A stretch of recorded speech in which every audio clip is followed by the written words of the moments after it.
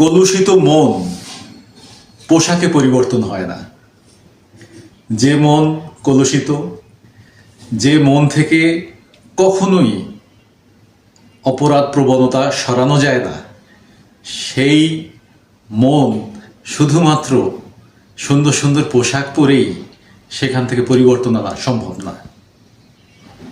পোশাকে শুধু এটুকু পরিবর্তন হতে পারে, সেটাও খুবই সামান্য সময়ের জন্য, খুবই অল্প সময়ের জন্য। সেটি কি, ধরুন আমরা শুক্রবার দিন জুমার নামাজ পড়তে গেলাম কিংবা নামাজ পড়তে মসজিদে গেলাম, তখন হয়তো পাজামা পাঞ্জাবি টুপি পরে মসজিদে যাওয়ার সময় কিছুক্ষণের জন্য বা নামাজ শেষ হওয়া পর্যন্ত একটু ভিন্ন একটা ধর্মীয় অনুভূতি কিছু সময়ের জন্য কাজ করে।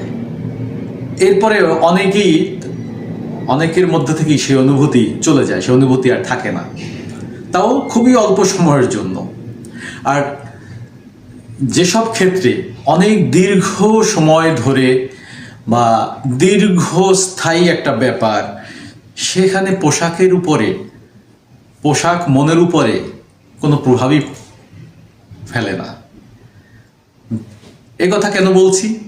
বাংলাদেশের পুলিশ, র্যাব এবং আনসার বাহিনীর যে পোশাক পরিবর্তনের প্রক্রিয়া চূড়ান্ত হয়েছে, সেক্ষেত্রে এই পোশাক পরিবর্তন এই বাহিনীগুলিকে কতটা পরিশীলিত করবে, তাদের যে বছরের পর বছর ধরে, যুগের পর যুগ ধরে তারা যেভাবে তৈরি হয়েছে, সমাজের বিভিন্ন জায়গায় তাদের ব্যাপারে যে নেতিবাচক আলোচনা, নেতিবাচক ধারণা মানুষের মাঝে তৈরি হয়েছে, সেই জায়গা থেকে শুধু পোশাক পরিবর্তন তাদেরকে কতটা ফেরাতে পারবে, এ নিয়ে কিন্তু মানুষের মধ্যে ব্যাপক সন্দেহ আছে এবং সামাজিক যোগাযোগ মাধ্যমে এরই মধ্যে ব্যাপক সমালোচনা এই পোশাক পরিবর্তন নিয়ে হয়েছে।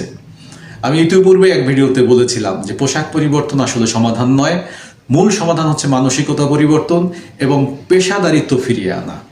পুলিশ কিংবা আইনশৃঙ্খলা বাহিনীর সদস্যদেরকে বলা হয় জনগণের বন্ধু, এবং পুলিশ মানে জনগণের বন্ধু, একেবারে মানে এটা কমন, উঠতে বসতে পুলিশের বা আইনশৃঙ্খলা বাহিনীর শীর্ষ কর্মকর্তারা এই কথাটা বলে থাকেন।